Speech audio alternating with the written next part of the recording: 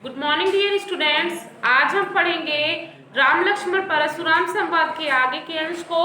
पिछले अंश में हमने देखा था कि परशुराम कहते हैं कि मेरा यह जो फरसा है ये इतना भयानक है, इतना कठोर है कि यह गर्भ में पल रहे बच्चे को गर्भ में ही मार डालने की शक्ति रखता है। अर्थात वो लक्ष्मण को कहते हैं कि तुम मेरे इस फरसे से डरो। मेरा यह फरसा इतना विकराल, इतना भयानक है कि गर्भ में पल रहे बच्चे को या गर्भ में ही मार डालने की शक्ति रखता है। इस कारण तुम अपने माता और पिता को सोच के वश में मत करो। तो बच्चों आगे का अनुच्छेद देखिएगा जिसमें लक्ष्मण परशुराम की बात का जवाब देते हैं। लक्ष्मण परशुराम का प्रत्युत्तर करते हुए कहते हैं कि बिहसी लखन बोले मृदुबानी अहो मुनि सुमहाभट्टमानी। वो हंसते हुए कोमल वाणी में कहते हैं अहो मुनि सुमहाभट्टमानी, हे मुनि श्रेष्ठ आपको स्वयं पर बहुत अभिमान है। पुनि पुनि मोहि देखाव कुठारू, बार बार आप मुझे कुठारा अर्थात फरसा दिखा रहे हैं। चहत उड़ावन फूंक की पहाड़ू, लगता है जैसे आप एक फूंक मात्र से पहाड़ उड़ा देना चाहते हैं। क्या बताइए बच्चों, क्या किसी की फूंकने मात्र से पहाड़ का उड़ जाना संभव है? नहीं है। अर्थात वो परशुराम पर व्यंग करते हैं और वो कहते हैं कि आप हमें इतना कमजोर समझ रहे हैं कि आप सोचते हैं कि फूंक देंगे आप तो पहाड़ उड़ जाएगा। अर्थात आपकी एक फूंक मात्र से पहाड़ उड़ने वाला नहीं है। यहाँ कुम्हड़ बतिया को नाही, यहाँ कोई कुम्हड़े की बतिया नहीं है। बच्चों ऐसा कहा जाता है कुम्हड़ा अर्थात सीताफल जो होता है उसकी बतिया जब वो छोटा होता है तो उसको यदि हम ये तर्जनी उंगली दिखा देते हैं तो वो सूख जाता है, ऐसा कहा जाता है।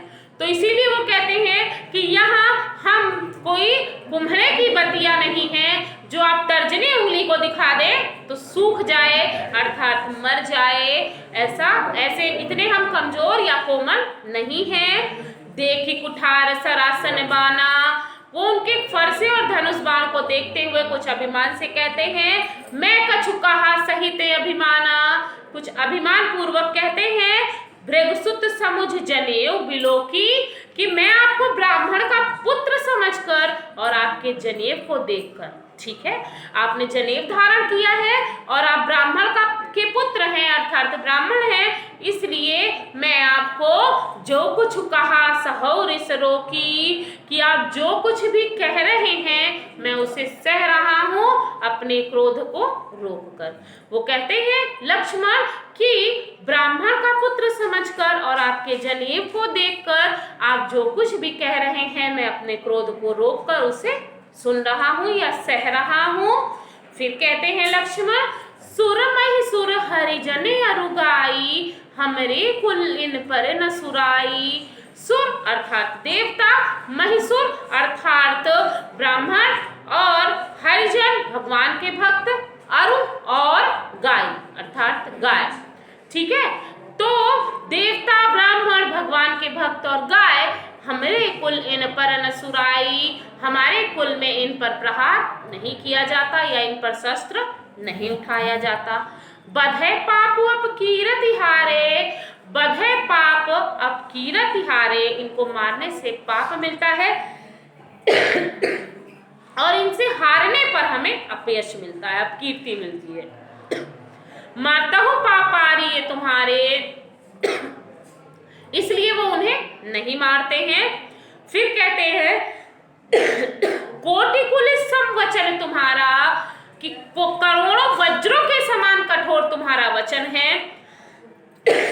हे मुनि श्रेष्ठ आप करोड़ों वज्रों के समान कठोर वाणी बोलते हैं।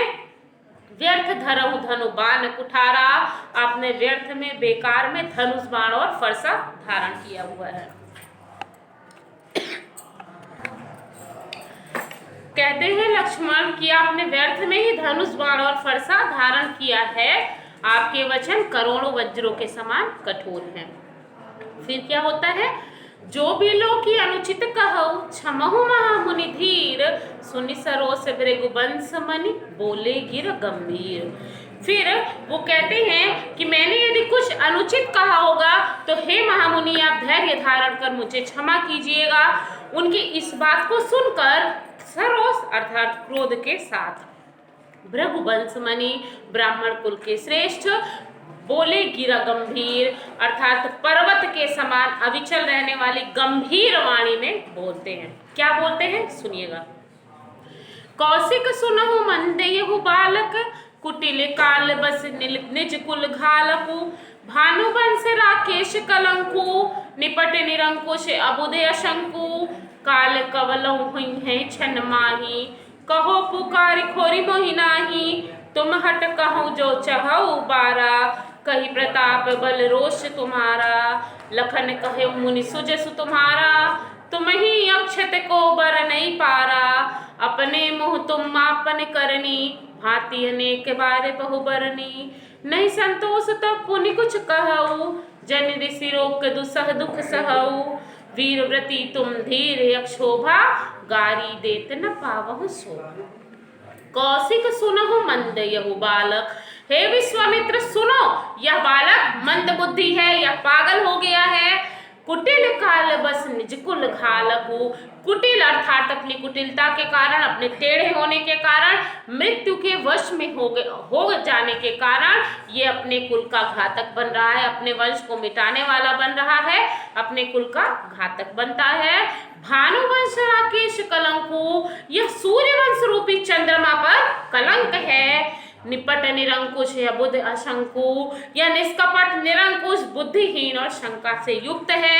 काल कवलौ हुई है क्षण माही यह क्षण भर में काल का ग्रास हो जाएगा अर्थात मृत्यु क्षण भर में इसे खा लेगी निगल जाएगी। फिर कहते हैं कहो पुकार खोरी मोहि नाही खोरी अर्थात रक्षा की पुकार। तो कहते हैं तो मुझसे रक्षा की पुकार कोई मत लगाना बचाव की गुहार कोई मत लगाना तुम हट कहो जो चहु बारा। इसके बार बार इस प्रकार हट करने पर भी मैंने इसे बहुत बार छोड़ दिया। कही प्रताप बल रोष हमारा तुम इससे मेरे प्रताप मेरे बल और मेरे रोष के मेरे क्रोध के बारे में कहो या बताओ। तब तक लक्ष्मण बोल पड़ते हैं लखन कहे मुनि सुजसु तुम्हारा हे मुनि श्रेष्ठ कहिए आपका क्या यश है या आपका क्या प्रताप है। तुम ही अक्षत को बर नहीं पारा इस संसार में आप ही सर्वश्रेष्ठ हैं। फिर क्या कहते हैं अपने मुंह तुम आपन करनी आपने अपने मुंह से अपने कार्यों का इतना बखान कर दिया। बार अनेक भांति बहुबरनी आपने बहुत बार अपने मुंह से अपना इतना बखान कर दिया है कि मैं आपके बारे में सब कुछ जान गया हूँ। नहीं संतोष तब पुनि कुछ कहूँ। यदि इतना कहने के बाद भी आपको संतोष नहीं हुआ तो फिर आप जो कहना चाहते हैं कहिए।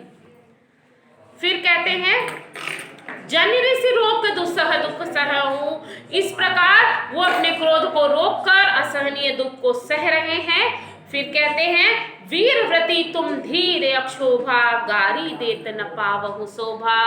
तुम वीरता को धारण करने वाले हो वीरता का व्रत लेने वाले हो तुम्हें धैर्य देना शोभा धैर्य धारण करना चाहिए। इस प्रकार अपशब्द कहना तुम्हें शोभा नहीं देता या इस प्रकार तुम्हें अपशब्द नहीं कहना चाहिए। फिर कहते हैं लक्ष्मण सूर समर करनी करही कही न जना वही आपु विद्यमान रन पाए रिपु कायर कथहि प्रतापु।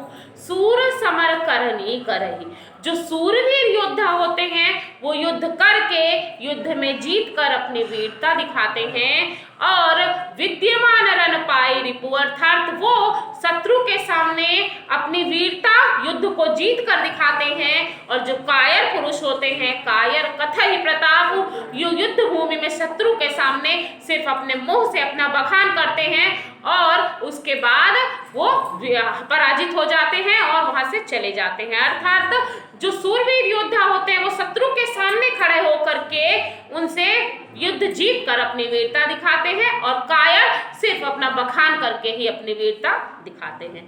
तो इस प्रकार से बच्चों आपके 2 अनुच्छेद पूरे हुए। आगे के अनुच्छेदों को हम अगले वीडियो में पढ़ेंगे। मिलते हैं अगले वीडियो में। Thank you.